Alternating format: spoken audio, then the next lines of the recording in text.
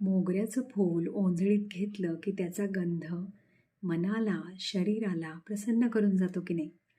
सहवासातल्या माणसांचंही असंच असतं. शरीराची सुंदरता वयाबरोबर संपते, मान्य आहे. पण मनाची सुंदरता शेवटपर्यंत असते की नाही? शरीराला वय आहे, पण मनाला आहे का? तर शेवटी काय, आपण की नाही माणसांच्या स्वभावाच्या प्रेमात असतो.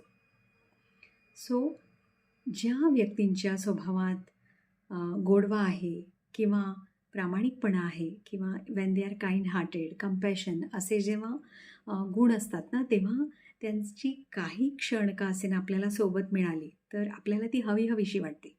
लाईक समजा बाहेर लाख दिव्यांची सुंदर आरास जरी असली तरी आपल्याला मात्र देवघरात लावलेल्या समईपुढे आपण नतमस्तक होतो. सो आपल्या आयुष्यात जेव्हा आपल्याला अशी माणसं भेटतात तेव्हा आपण त्यांना जतन केलं पाहिजे. We should take care of them. आपण त्यांना सांभाळून ठेवायला हवं. कारण आवडत्या माणसांचं आपल्यासोबत असणं ही सगळ्यात मोठी कमाई आहे आणि ती प्रत्येकाच्या वाट्याला असतेच असं नाही.